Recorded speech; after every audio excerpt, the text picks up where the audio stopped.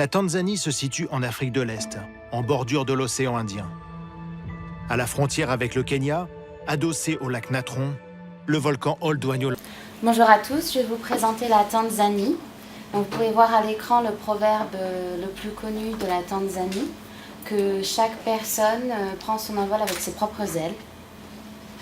La Tanzanie se situe entre le Kenya, le Rwanda, le Burundi, la République démocratique du Congo, la Zambie et la Malawi et le Mozambique. Le nom officiel de la Tanzanie est la République unie de Tanzanie. Il a été formé le 26 avril 1964, car avant c'était deux régions, la Tanganyika et le Zanzibar, ce qui a donné naissance à la Tanzanie. Le président actuel est John Magufuli. Il a été élu président de la République le 5 novembre 2015. C'est le 5e président de la République de Tanzanie. Pour la fiche signalétique, la superficie de la Tanzanie est de 945 090 km². Le climat est un climat tropical qui est plutôt aride sur les plateaux et tempéré sur les hauteurs du nord-ouest. Il est équatorial, donc chaud et humide sur la côte. La population est de 36 276 000 habitants, ce qui fait une densité de la population à 35 habitants au kilomètre-carré. Pour les capitales, la capitale officielle est Dodoma depuis 1990, mais le peuple choisit plus comme capitale au niveau de la capitale de fait et de capitale économique Dar es Salaam. Au niveau de la religion, c'est 44% de christianisme, 30% islam sur la côte et dans les îles et 32% d'animistes. Pour la monnaie, c'est le shilling tanzanien et 1 euro égale 1333 shillings tanzaniens. C'est un pays pauvre car le taux d'analphabétisme est encore élevé. On y parle le kiswahili et l'anglais. Les conditions de vie sont très limitées avec des conditions sanitaires limitées et 70% de la population vit avec moins de 2 $ par jour. Au niveau de la population, l'espérance de vie est de 65 ans et le taux d'alphabétisation est de 80%. Pour les terrains, les infrastructures sont insuffisantes et la superficie, on l'a déjà vu au loin. Mais c'est un pays vers une diversification, c'est un pays en développement avec un PIB de 47,43 milliards de dollars. La Tanzanie est le 4e pays africain producteur d'or. Au niveau du tourisme, l'activité touristique du pays représente 12,7% du PIB. Le diamant, l'or et le tanzanite suscitent également de nouveaux investissements étrangers. Ils représentent plus de 30% des recettes d'exportation et près de 5% du PIB. Au niveau de l'agriculture, l'économie est lourdement dépendante du secteur agricole. 85% des volumes d'exportation et emploient 70% de la main-d'œuvre contribuant à 28% du PIB. Au niveau des exportations, c'est la noix de cajou, le café, le coton et le tabac qui sont les produits les plus exportés de Tanzanie.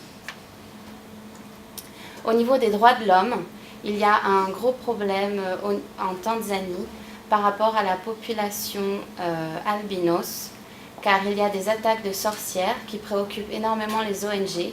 Officiellement, près de 400 femmes sont mortes assassinées durant le premier semestre 2016. Le président actuel essaye de lutter tant qu'il peut contre ces attaques, car une série de lois sur les enlèvements et meurtres d'enfants albinos, dont les organes sont convoités pour leurs vertus magiques.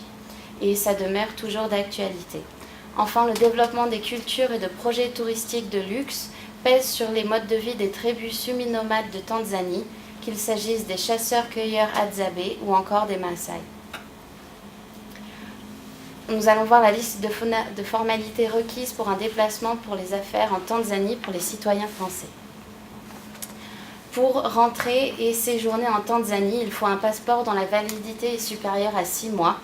Il faut une demande de visa doit être formulée auprès de l'ambassade de Tanzanie en France, ou alors vous avez la possibilité de faire des demandes dans les aéroports internationaux. Les officiers de l'immigration peuvent réduire la validité d'un visa délivré par l'ambassade des États-Unis. Il est indispensable d'informer l'autorité tanzanienne délivrant le visa du caractère touristique aux professionnels du séjour, car il est par exemple interdit d'exercer une quelconque activité, même bénévole, avec un visa de tourisme. Au niveau pour les voyages d'affaires, vous avez 2 visas d'affaires, le visa de transit et le visa voyage. Au niveau du réseau de télécommunications, la connexion 3G mais aussi 4G est disponible en Tanzanie. Je vous mets en liste des contacts utiles. Il y a l'ambassade de France à Dar es Salaam pour les médecins et urgences médicales, la société assurant les évacuations sanitaires d'urgence par avion vers le Kenya et les sociétés d'ambulance. Au niveau de la sécurité, il est recommandé de ne pas se promener dans les endroits isolés sur les plages de Dar es Salaam, de ne pas porter de manière ostentatoire d'argent et d'objets de valeur, ne jamais prendre de taxi non officiel, et le recours à l'application Uber peut être envisagé. Circuler en voiture avec les portières verrouillées et les vitres fermées, éviter de conduire de nuit en dehors des agglomérations, être particulièrement vigilant lors des excursions dans les parcs naturels, en particulier en présence de jeunes enfants en raison de présence d'animaux sauvages. Et surtout, ne jamais accepter de nourriture ou de boissons offertes par d'autres voyageurs. Plusieurs voyageurs ont été ainsi drogués et dévalisés, la drogue utilisée pouvant s'avérer très dangereuse pour la santé, voire létale. Pour les infos utiles, la Tanzanie est 1 heure d'avance sur la France en hiver et 2 heures en été.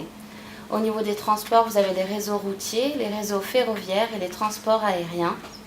Pour la législation locale, l'homosexualité est réprimée. Il est interdit de photographier ou de filmer les installations considérées comme sensibles. Au niveau des coutumes, 90% de la population est musulmane, donc veuillez adopter une attitude et une tenue vestimentaire respectueuse des coutumes locales. Il est conseillé d'éviter de manger ou de boire de l'alcool dans la journée dans les lieux publics pendant la période de jeûne. Pour la santé, les vaccinations recommandées systématiquement sont l'hépatite A, la fièvre jaune, la rage et la typhoïde. Pour les valeurs traditionnelles, lors d'une fête, les habitants conviés recueillent de la nourriture dans des assiettes communes et donc mangent avec leurs doigts. Donc vous verrez probablement les convives se laver les mains avant et après les repas. Il est conseillé de manger avec la main droite car c'est celle qu'utilise la population de Tanzanie, la main gauche étant considérée comme impropre. Vous pouvez voir le plat le plus courant en Tanzanie et en Afrique de l'Est, qui est l'ugali. Il est constitué de farine cuite à l'eau et agglomérée en boules. Merci de votre attention.